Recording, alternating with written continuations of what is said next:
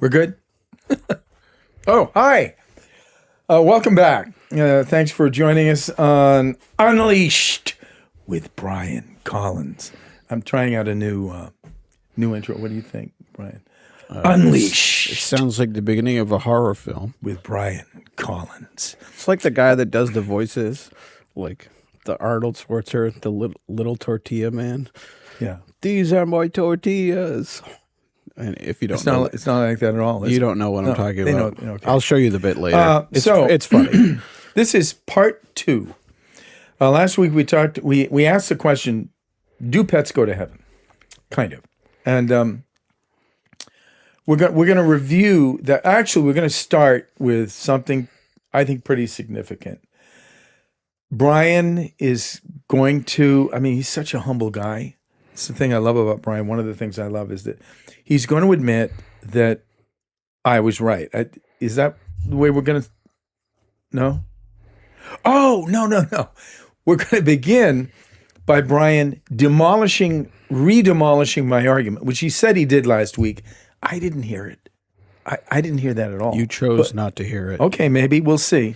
But I don't even know what my argument is. My argument, we both agreed at the beginning of last week that the Bible is not clear. The Bible does not say,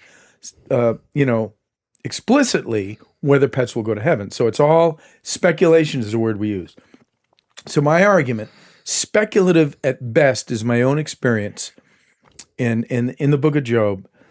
And I also kind of have an affection for C.S. Lewis's view that God values us so much that the pets we value will be in heaven with us. So anyway, I know that my argument is like a house of cards, and they'll fall down. But if you want to demolish my argument, again, we can use that as a starting point and go from there. Chris wants to play his music. Oh, Chris, roll the music, please.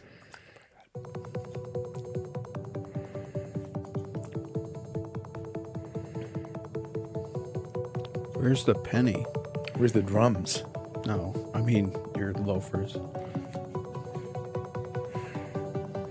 These are slippers. Oh, here it comes.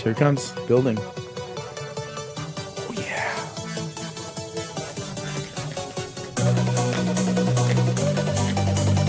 How much is enough, Brian?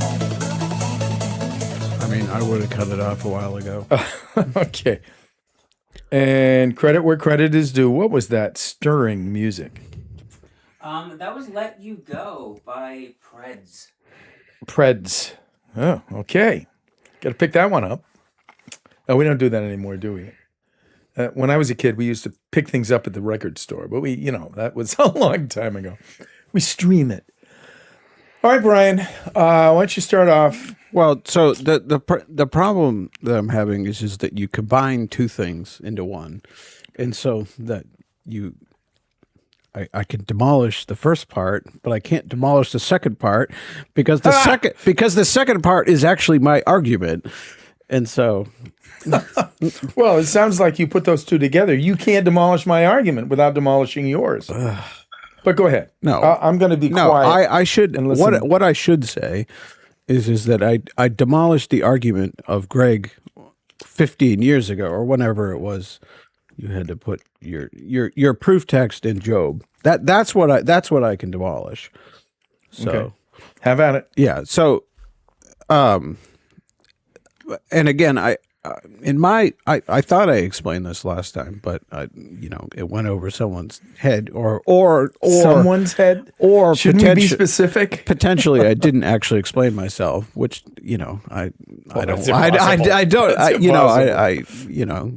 both are possibilities. So the basis. So during, we've had a week, and I actually haven't done any work on these words, but I did do quite a bit of work before, and so we have to look at independent of what words mean to us in particular translations, we have to look at how is the word used in context.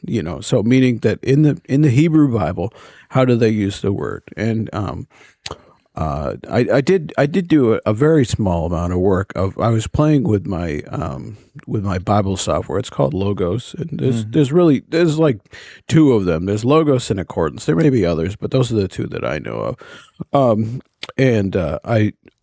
When I paid off my car, I was telling people that I got a second car payment, which was paying for my Logos library.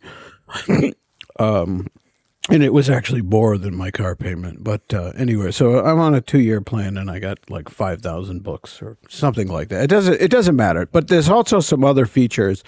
And so one of them is to make these nice little pie charts, or they're not full pie charts. They're annulus pie charts. But anyway, they're all colorful, and it makes it easier for visual people to understand what my point is. And so, so if you don't know Greek or Hebrew, I think anybody can understand the pie chart. And so so one of them is particular to the translation that I use frequently, which is the ESV. And then the other is a translation independent, and would be a tool that translators would use to what sense of the word is meant here. And again, sometimes, it's most of the time it's clear from context, but some of the time it's not. And so this is where... Just remind us of what word we're talking about. Yeah, so the word we're talking about is nephesh. And in Hebrew, its basic meaning is throat. But in context, it's very, very rarely ever the throat. The only one that I really know of that it means throat, and it really means multiple things. And so I don't know which psalm it is, but as the deer pants for water, so my nephesh pants for you.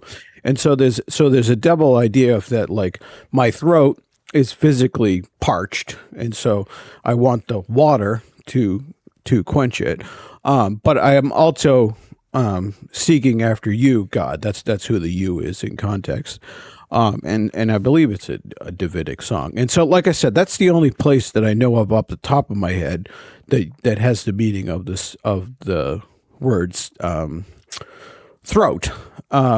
Most often, it's used as a what we call in grammar a relative pronoun, and so it really just means oneself. Or I mentioned this last time that it sometimes means a person. It just means a person, and so that could be male or female. And so I definitely remember talking about this last time. And so, like when you're reading the Levitical laws, which I personally find interesting, and that's what I've actually been working on. It'll use the word Adam, or Ish, which both are masculine, and this, even though Adam refers to all humanity, and generally it also means a man. But some of the laws say nephesh, and so what it means is just presumably that a woman could also bring, like with the grain offering, for example, in Leviticus 2, instead of saying, when an Adam or when a man, it says when a person, and again, tradition, because the Greeks translated this word with their word psuche, we followed the tradition and translated it as soul. They used Latin anima, and I did include in the little graphic how the Greek translates it, and I think it's almost universally as psuche, or different versions of that lemma. And I think the Latin's a little more fast and loose with anima. So can I see you? Yeah. So it's just they're all psuche. They're just in different forms because Greek is declined. So there's no other word. So that's just, the Greek translators settled on that word. And so we're sort of stuck with it. And like I said last time, the Greeks had a lot of baggage. And the one thing that I did want to do, which I didn't do, was look at how did I'll say the doctrine of resurrection, how did that, you go from, so for example, I think I talked about this last time, that like most people know that the Pharisees and the Sadducees differed. And I don't remember if Do you know why the sad is this, you know, why because they they're were so sad? sad, you see? Yeah, Because they didn't believe in resurrection. Yes, thank you. I'm familiar with that mnemonic. The theological. Yes. So their name actually is in modern Hebrew would be the Tzedakим, which means something like the righteous ones. And the Pharisees comes from a root parash, which means to separate. Don't migrate too far away from Nefesh. Yeah, because- sorry. So the difference, and again, I don't know if this is from Josephus or this is from Luke, but the Sadducees only believed in the Torah, the first 5 books, the Pentateuch of Moses, and they did not. So therefore, I think this is from Luke, where it says that they don't believe in resurrection, they don't believe in angels, whereas the Pharisees do believe in the Tanakh, the law, the prophets, and Jesus says the Psalms, but meaning the other writings. And then the Pharisees also had an additional thing that was written down a couple centuries after Jesus that we call the Midrash, which is the interpretation, and then later you get an interpretation of the Midrash. And then finally, you get an interpretation of that. So it's like 3 or 4 layers deep. Anyway, the point that I wanted to make is that people in the first century certainly did believe in the resurrection, because Martha, and I said this last time, that Martha says of Lazarus, well, I know he will rise in the resurrection. And like I said, I looked into this a little bit, and Job, and I mentioned this last time, Job 19:25, like, I know my Redeemer lives and he will stand, or he will rise in the resurrection. And so you get this idea of proto resurrection. But the idea, like I said, the main thing is that the immortality of the soul is not a Christian doctrine. It's a Greek doctrine, and sometimes people are fast and loose that don't know that there's a distinction. And like I said, it's whatever it is that persists after death. Like we certainly do believe that. The word nephesh is not used that way in the Old Testament. And the other thing is the word nephesh means, at the end of the day, it's breathing. And so living things have nephesh, and living things have ruach, or i.e. spirit. And so you can find in Genesis 2 that the creatures in the Garden of Eden, that they're a ruach haya, they're a living thing, or they're a nefesh haya, or birds have a nefesh, and so it can't be used as a distinction between humanity and the beasts or the animals. So again. So anyway, dead bodies do not have nefeshes, is the point. The breath has left them. So Greg's little text that he found, and he found comfort at the time. I got it right in front of me, Brian. Go ahead. It's from Job somewhere. Chapter 12, verse 7. Okay, just read it. Oh, okay. You got the interlinear up. Oh man. Okay. Talk. Because anyway, it basically is saying that animals have nefeshes, and I say, well, duh, that's axiomatic, because that's what the word means. It means that the thing is breathing, and so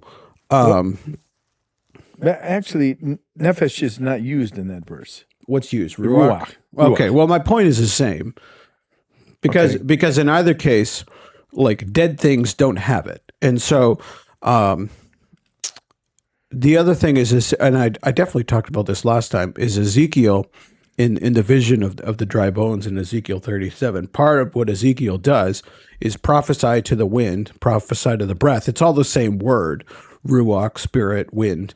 And there's the same kind of ambiguity going on in the Greek, pneuma. And so when Jesus is talking to Nicodemus in John 3, he's purposely playing on, whether it's hard to know what language they were having the conversation in, if they were having it in Hebrew or Aramaic or Greek. But in either case, as we have it, as John records it, in Greek, there's also that double entendre of both being born in the spirit and being born from the breath.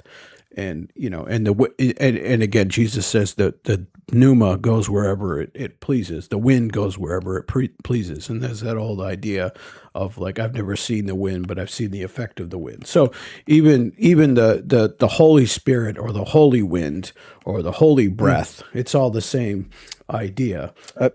I was mistaken. This is actually Job 12:10. Both nefesh and ruach are used. So yeah, but literally, my point stands either way. Well, okay. Of every life, let me read it the way the ESV reads it or translates it. Verse 10. In his hand is the life of every living thing and the breath of all mankind. Yeah. So that's sort of, so again, if you were to come to that text thinking, and again, in the King James most certainly has soul, but in this case it says breath. You would say, animals have souls, and I from Greek philosophy, a soul is that thing which is immortal, that part of us that is immortal, and if animals have that, therefore animals are immortal, QED kind of thing. I agree with that, but that isn't what I was keying on when I read that verse. Well, then I misunderstood what you were keying on. Well, so I'm keying on where it says, in his hands, not the nefesh and the ruach. Because I agree with what you're saying. Well, it can be either or, but yeah, the problem with that is that doesn't answer, are they forever in his hands? Well, it doesn't answer either way. No, I know, but what I'm saying is that like that clause is atemporal. So like there's there's an implicit they're in his hands now, but they're not necessarily in his hands forever. You know what I mean? Right. So and so again, I would have to check, but Hebrew doesn't really have, nor does Greek have these senses of like duration or continued in the same way that Latin does. And so we're left with speculation. Well, we certainly are left with speculation, and I guess I misunderstood what your application, which is probably why you thought I didn't demolish it, because I thought you were arguing the way I just did, and so I don't know, I don't really have much more to say. No, but that's very useful. The etymology that you reviewed, and there are those who argue that pets have a soul, pets have a spirit. Well, that doesn't answer. Yeah, it certainly doesn't go into the original language. It certainly doesn't from Hebrew. And again, if one is looking for what, like I said last time, what is it that makes human beings unique, which is a very important conversation, because often we will say, well, it's our rationality, and that's where St. Thomas Aquinas went. And so he had 3 levels of the soul. And it's that man has a rational soul. The problem is that what do you do with, people that, don't yet have a rational soul. For example, so unborn babies, right? Do they have a rational soul? If they do they have the ability to think? Well, they only have the ability to potentially think, and so the whole argument that was. Again, I was a little bit too young to remember this. I was in high school, but supposedly John Kerry changed the argument a little bit in the debates with Bush, of that. Like I agree that on board that if babies are humans, then it would be murder. But he says, well, I don't think they're humans. I think they're only potential humans. And so you're just moving the thing back. And what he meant is that, like, again, from some kind of like biological argument, that if what makes us human is the ability to think, and it's actually in our scientific names. Homo sapiens means, man that's intelligent or something like that. And so that, and again, you get into philosophy of eugenics, where like we forget that Hitler didn't just want to eliminate Jews, but he also wanted to eliminate a lot of other people. He called them, or I don't know what it is in German, but useless eaters. And so the mentally unfit, gypsies. And so he killed 6 million Jews in the death camps, but he also killed 3 million other people. Never mind the tragedies of war. And so, and again, the other thing that we conveniently forget is that eugenics started in the United States, and that the founder of Planned Parenthood was an American, and she inspired Hitler. Margaret Sanger is her name, and she wanted to kill the unwanted things, which included black children, etc. And so I'm a little bit off topic, but again, the Christian bit. But no, but the point is what makes us human is that we have the image and the likeness of God, and those. Yes. Again, we can talk about what that means. It may include communicable attributes such as rationality, but it's really a status. And again, I'm following Heiser here, but I absolutely believe that he's right.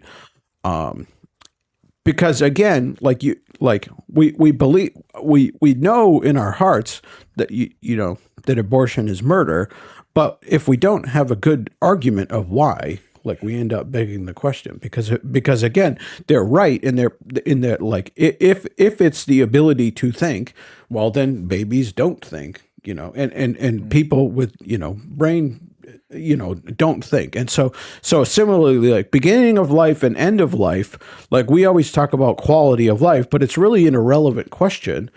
Like, where God has made it clear, he who sheds the blood of man, by man his blood shall be shed. And I was able to follow the original Hebrew word order, and that's at the end of the Noah's. The flood has happened. Noah has sacrificed animal, and then God makes this blanket statement on saying, like, that murder is wrong. Not killing necessarily, but murder is wrong. So what you've done is you've addressed the larger and probably more important point of what is the definition of a creature, whether it's man or animal, definition of man, the distinction between man, who's made in the image of God, and animals that are only partly made in the image of God. Well, they're not made in the image of God at all. But that doesn't mean they don't count. Okay, all right. So I was affirming you. I was affirming you by saying you're dealing with that really as a core question. That's maybe the more important question. All I was drawing from Job, and not only Job, but this verse where it talks about all breath, all beasts are in the hands of God. Now, as you pointed out, that doesn't say anything about duration. Is it just for this life? Is it for the life to come? But I think that's a fair exploration. No, it absolutely is. But again, I think I talked about this last time, and I just don't remember the French word that Lewis uses. Is that, like, sometimes we go to the Bible and say that this is the source of all knowledge. It's not. And so like we're just not told a whole lot. The secret things. The secret things. And so we may find out, we may not. And so like you know, and I forgot what I was saying. We just don't know enough about animal experience. And so, like, again, we put our own subjective experience onto animals. But I still think that, that Lewis is right, that man's role, you know, whether animals pre-existed before man or not, and again, I'll tip my hand. I personally think that they did. They did what? Well, the animals existed before man, perhaps for millions of years. Like just in terms of nobody can argue in terms of the creation account that, like as we have it, animals were created before man. You know, on day 6 in chapter 1. But the question is for how long? And so, you know, some have posited, including Lewis, of the gap theory. And, you know, there are problems with the gap theory, but in either case, the idea is that like gap theory, just quick sketch. The gap theory is the idea that like, the planet Earth existed for a long time, and that Satan, whoever or whatever he is, fell during that time and then went to Earth and corrupted it. And so part of man's role may have been, or at least this is Lewis's form of it, is that man's role may have been somewhat redemptive. And whether that's true or not, we just don't know. Like, Satan is not a proper name; it's a title. Like, and in fact, like, Satan is so unimportant in God's eyes that, like, we in order to fully develop a doctrine, we have to base it on passages where they're using a memory of a fallen creature to talk about earthly kings. Those are in Isaiah 14 and Ezekiel 28. Revelation 12 is not, because that's about the birth of Christ. So it's not about the pre-fall and the third of the angels. That's about when Christ was born. This is the problem. I get distracted on these tangents. In either case, man was to be a priest to the animals, that they were to relate to God through man. And the Middle Ages, with all their other problems, really, I think, gets this idea right about, like, this idea of delegation, and that, like, in the medieval mind, and whether this is right or not, they had this idea of hierarchy, and so that, like, God would decree something, and then it would slowly make its way down the chain of command and eventually get to man. And so Heiser's thesis about why Satan fell is because, like, here, Satan is this, you know, very high-ranking angel and pure spirit, and again, we don't know that that's true, but as far as we can tell, angels are pure spirit, and you're going to give it to these little dirt creatures that are like these weird hybrids. Like, you're going to put him on the same level, like. And again, that's Heiser's version of the thesis, that Satan was mad that he put the newbie in charge. That's how Heiser puts it in one of his books.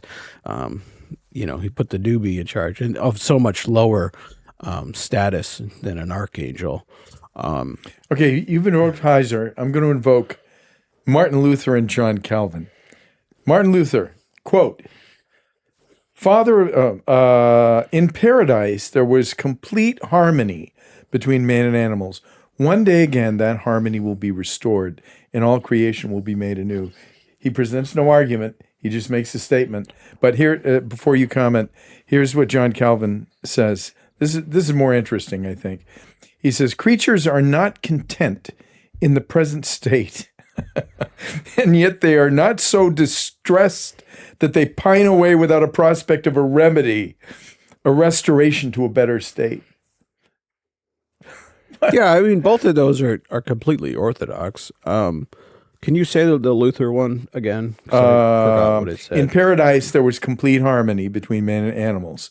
One day again, when that harmony will be restored and all creation will be made anew. So he injects All a right, kind all of right. duration. Yeah, get it. Let me in. talk.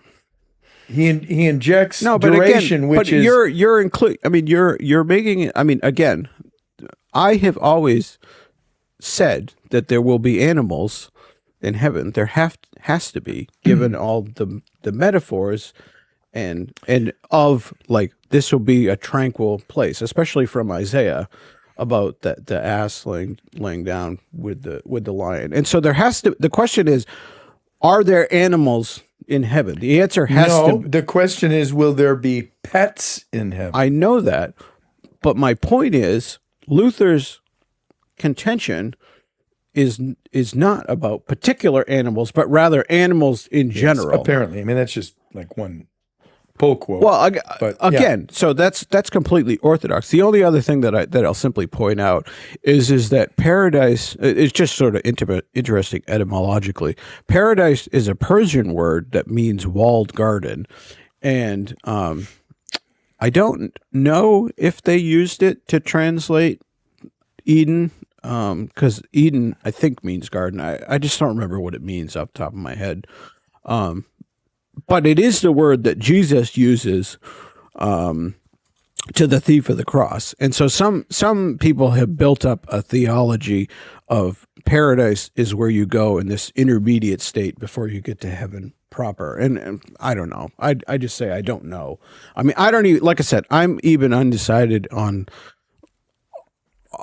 of being dogmatic other than eventually in the general resurrection we will all rise. Because like, you know, whether, so in other words, the question is, do we immediately go to a heaven in the intermediate state? I just don't know. So I'm not going to be dogmatic about it. That is so tempting to go down that road. To be, what are Paul's words? To be absent from the body is to be present with Christ. Yeah. So again, that's why. But also, he said, we will surely not precede those who have died. You know what I mean? So, and it again, like we get these hints. And again, Jesus talks more about hell than he does about heaven. And when Jesus is talking about heaven, he's talking about here and now in this planet. And that doesn't mean that there's not a finality, that he's not coming back, and that there won't be a millennium. That's not what he's talking about. But he's saying, like, when he says the kingdom of heaven, he's saying the kingdom of God. And again, it's a circumlocution particular to the Jews, and they didn't like to say God's name. Okay. I've asked you before on this. Circumlocution means... Circumlocution is it means to walk around, literally, or not to walk around, to speak around. To circumnavigate means to go around the globe, and a circumference is around the circle. So a circumlocution means like the way you're using is to loquacious means to talk a lot, and so loquere, Latin, means to speak. And so to talk around something. And so again, the Jews, they were so afraid of breaking what we call the third commandment. Again, I say we. I mean, I'm not saying it's not a commandment. It's just there's disagreement about the numbering. And so you should not take the Lord's, your God's name in vain. And so what they thought that meant is that, like, what we think it means is don't say swear words. What they thought it meant was don't pronounce the name of God. And so again, the tetragrammaton, which is God's name, like we follow their circumlocution of saying Lord. And then, Bibles will capitalize it when it means Lord as opposed to Adonai. And sometimes you find both. And so then you have things like Lord, Lord. But what they would do is as if you had... And so again, we believe the tetragrammaton is pronounced Yahweh. Older people thought it was Jehovah, and I don't want to get into that. But in either case, they didn't like saying it, and so even modern Jews won't say it. They'll say something like Hashem, which means literally the name, and they don't. And again, we say God as a proper name, but it's not. It's a category title. So God is not God's name. Like his name is Yahweh, and that this is a whole topic, and I didn't really want to go here. That my point was simply to say that in the other Gospels we find the kingdom of God, but Matthew, being a good Jew, Kingdom of heaven says the kingdom of heaven to avoid saying the kingdom of God, just who. in case that you take God's name in vain. And really, there's a scholar named Carbon Eyes, and she convincingly argues that it's like in James, where the name of God is blasphemed among the Gentiles because of you, because we are God's ambassadors, and so we, first the Jews and now Christians, but by extension because we're grafted in, we represent God to people. So when we act wickedly, we're giving God a black eye. And that's really what the commandment is. It's certainly not about swearing. And again, whether there's prudential concerns about swearing and what the attitude is, it's certainly not about swearing in the court sense. Do you swear to tell the truth? Because Jesus is very clear, just let your yes be yes. And then whether it's about vulgarities, well, again, there's just sometimes not different words for it. So if there's hate behind it, well, again, out of the overflow of the heart, the mouth speaks, right? I mean, Jesus says, and so the phrase "in vino veritas," that's just it's review. In vino veritas means in wine there's truth. In other words, it just removes the filter. And so, if you really want to know, the Persians had this idea that if you really wanted to debate an idea, you would, if you debated it drunk, then you better do it sober. And if you debated it sober, you better do it drunk. And supposedly they did this. I don't know whether they did this, but that's... We won't, just to be clear. Well, right? Yeah, but the point is that it removes certain filters. And so again, there are certain words that have certain hate behind them. And so again, our culture judges us, and you can be canceled for saying certain words. And again, whether I don't know, people reclaiming them, it's not what I wanted to get into. There is a case for not doing that, but it's certainly not what the third commandment is about, is simply all I wanted to say. I wanted to ask you about a verse. Now, this is a little unfair because I didn't float this to you, but just off the top of your head, it is Psalm 150, verse 6. Let everything that has breath praise the Lord. Now, interesting, in that verse, the word breath is not... Is it ruach. neshama? Or a nemisha? I can't... Yes. Yeah, I couldn't pronounce it, but it is... yes, Hanishima. Yes. So, but this gets back to what you've been focusing on, definition of man, definition of animals, and fashion, all of that, which I appreciate. I'm more interested in what is expected, what's expected of animals.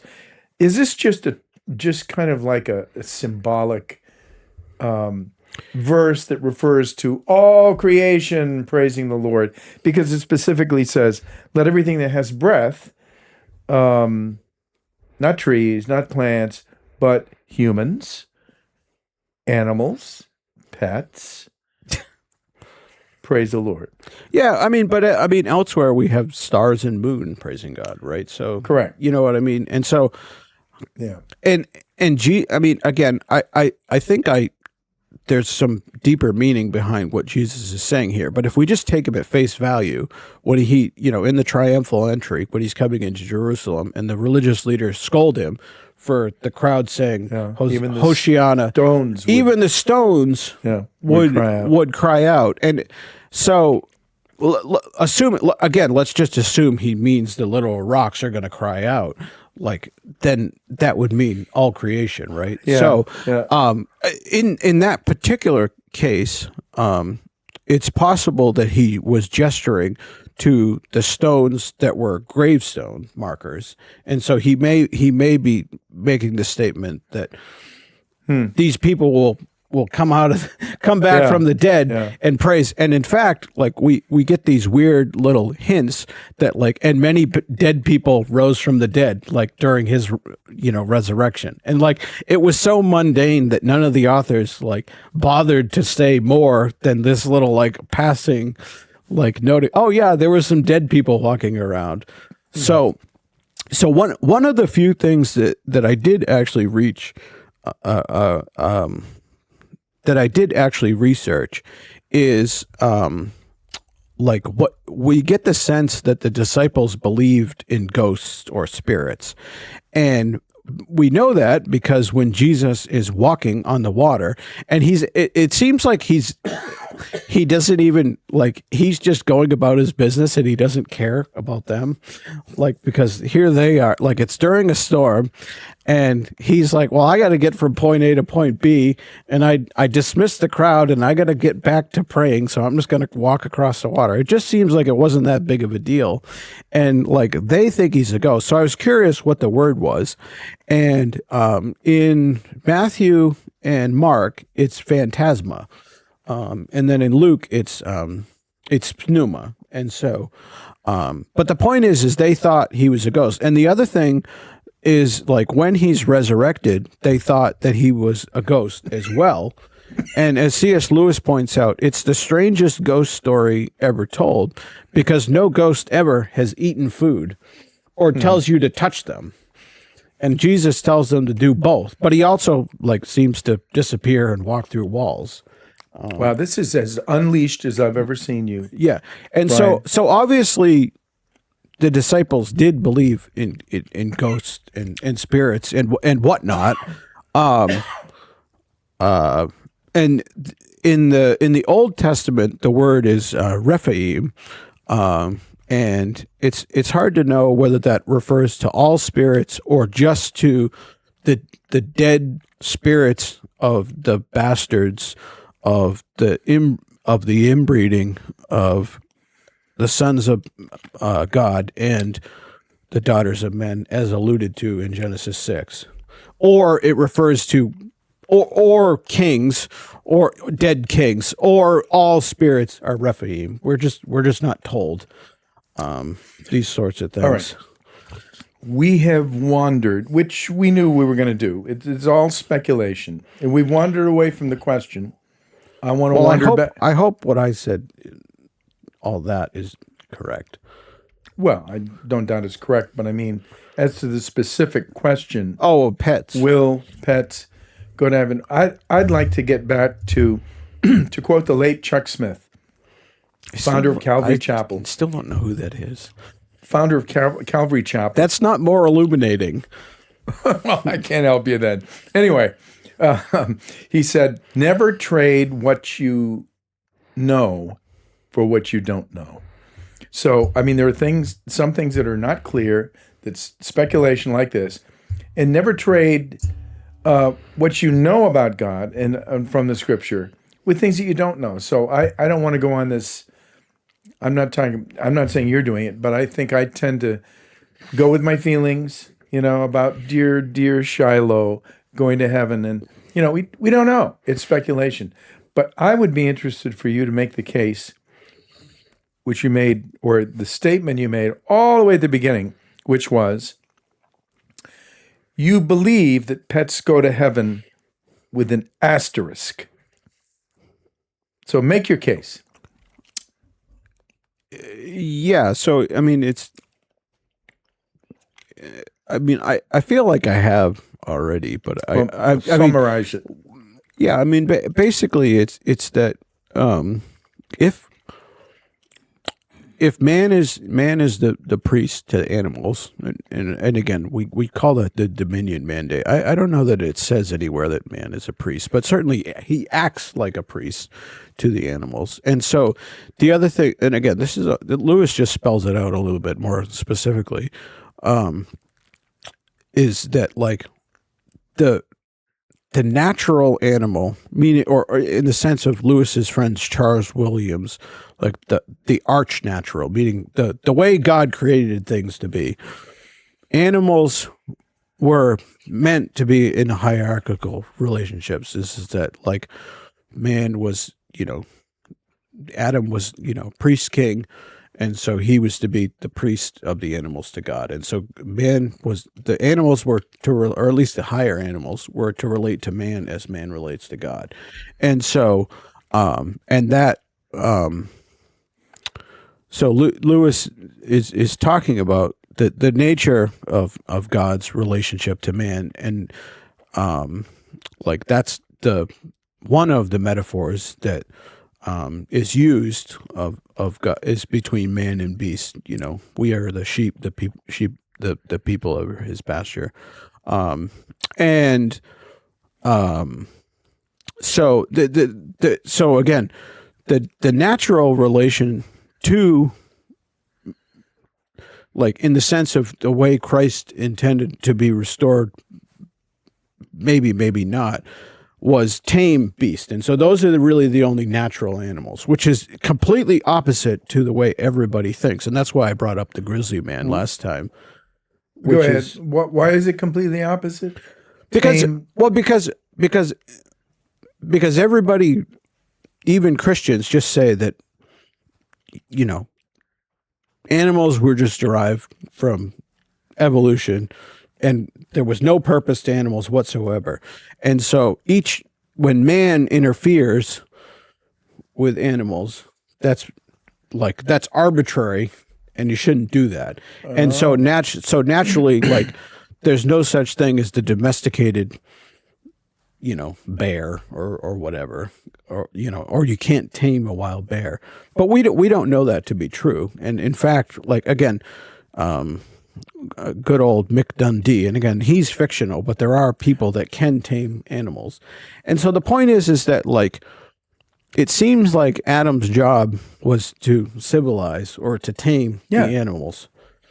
And yes, so I agree with that. Yeah. Having dominion, whether it's over the land, over animals, it's shaping their behavior. I'm just simply pointing out that that's opposite to our implicit thinking that like don't go near wild animals, which is probably true and prudent, but again, behind that is this implicit assumption that there's not a purpose for it. There's no teleology for man or for animals. Right. But that's not God's plan. And so again, so the dog, like in its natural state, has to be tamed. Even if it's a puppy, you have to interfere with it for it to become fully lovable.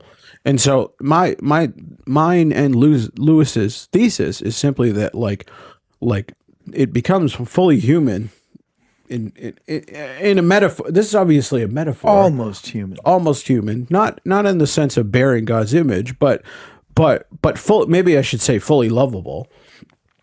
And because it's so near, and so it may be that like and again, this is hierarchical in the sense that like between master and beast, and so like the animals don't want to be the master. They weren't created for that, and they don't want that.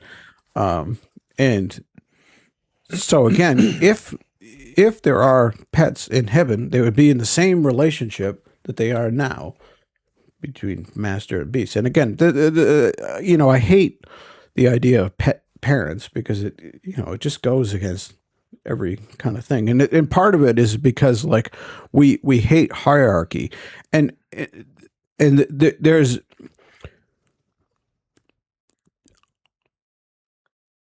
the reason that we we seek equality is not because hierarchy in and of itself is a bad thing, but because men are wicked, meaning mankind is wicked. It's so like, master, it's not that,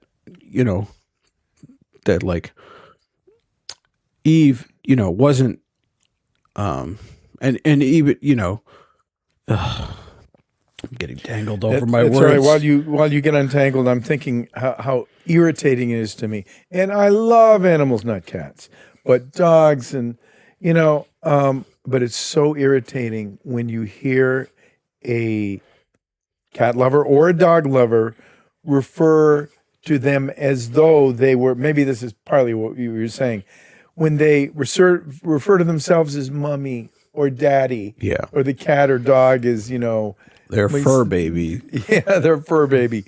I mean, that really just kind of distorts. Well, and that's exactly what my point is. And so, and again, I don't know that it's that big of a deal with animals, but the reason we do it is because we have this idea that equality is the ultimate thing. Equality is not the ultimate thing. Yeah. Obedience to Christ. And so ultimately we have to be obedient to God. And then whoever is above us, God has put above us. And the most uncomfortable of all is husbands and wives. Yeah. But Jesus said it like, and we would do very well to take him seriously. And so he said what? Wives, obey your husband. Oh, here we go. Yeah. And so like we can't just dismiss that. And this would be a productive and a possibly divisive subject for us to take up, but man and woman, husband and wife relations in Ephesians, which is the most common text used in marriage ceremonies, where you have that wives submit to your husbands. The last verse of that text, which is usually left out, is submit to one another. Now, I'm not arguing for an equality between the sexes, but there is that verse, there is that principle that we're to submit to one another as creatures of God. Yeah, and that's that's my whole point is that we're all subordinate to God. And so but like the thing is that like we equate power as the ultimate thing. And that we, now you're not saying we the church, we the Christians, but we as a culture. All people. Well, I mean, it's both the sin of Adam and Eve. I mean, Eve is a sinful mindset. But I'm just saying that like that the sin of Eve is that she wanted to be her husband. Yeah. And Adam wanted to be, and God, she wanted to be Adam, and she wanted to be God. This is a sinful mindset, but it is common to us as humans, as sinners, no? I would say it's universal. Okay.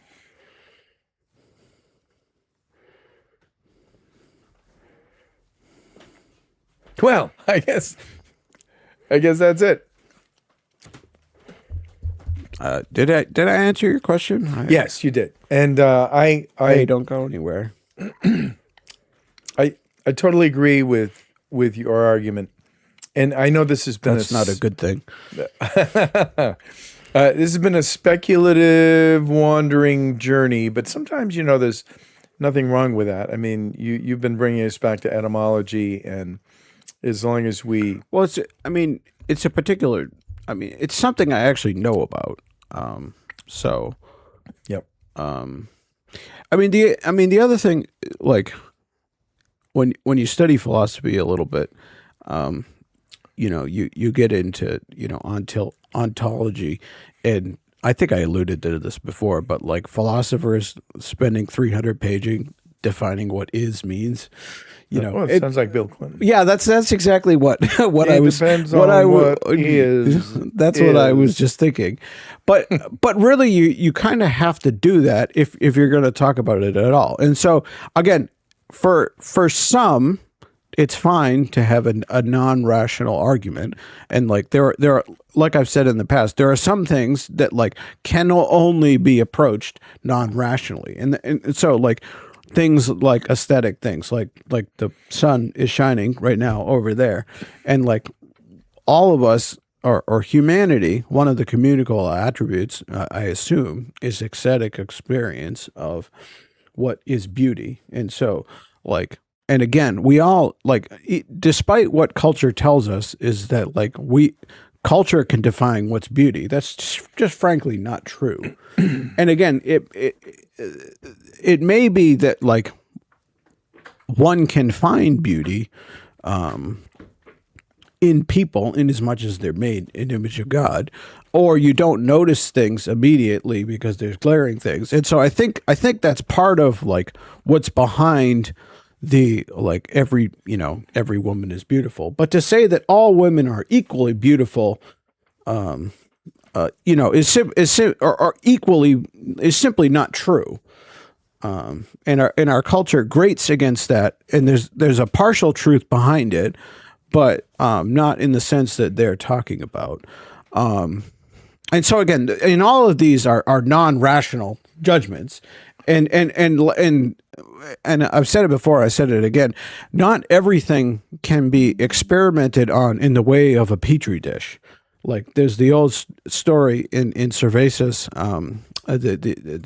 that's the guy who wrote Don Quixote, where there's the little story about the guys trying to test whether his wife is faithful, so he has his friend seduce his wife. And like you can't do those kinds of experiments.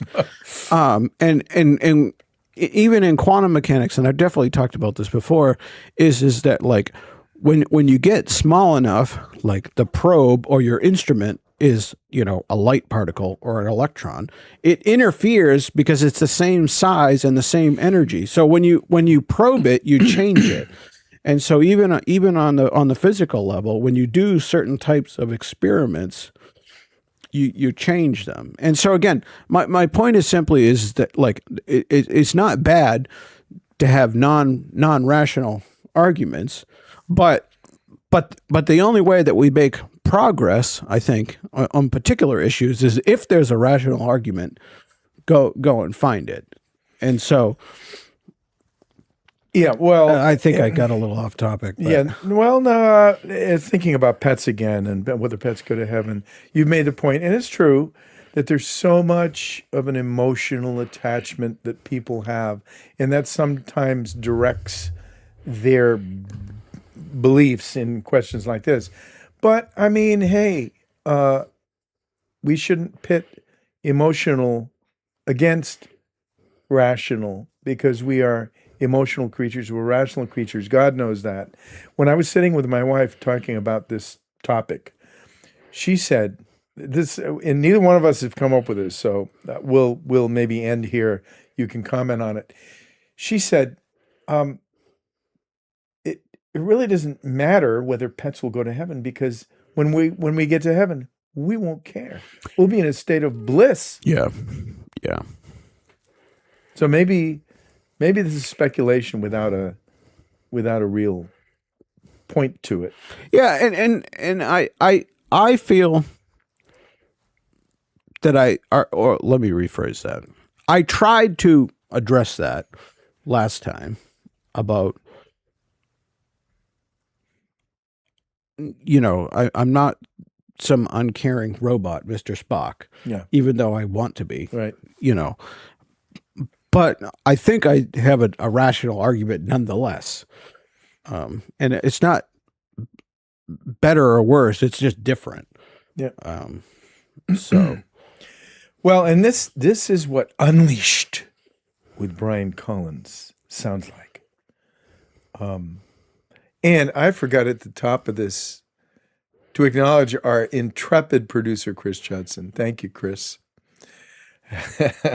And so we'll wrap it here and see you next week, Lord willing. And what are we talking about? we don't really know. Oh, okay. Have to have a conversation. Actually, I have a list of things that Chris has sent. I think we ought to grab one of them. Actually, we could talk about AI. AI? Sounds like, what do you think? Yep. They say yes. Okay. AI it is. Chris, roll the music.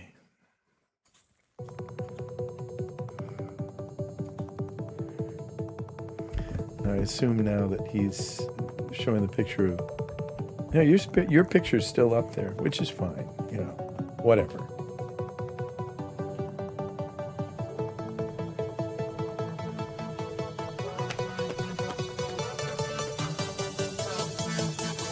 This may be my favorite music piece that Chris chose. The fact that it's totally electronic just saps it of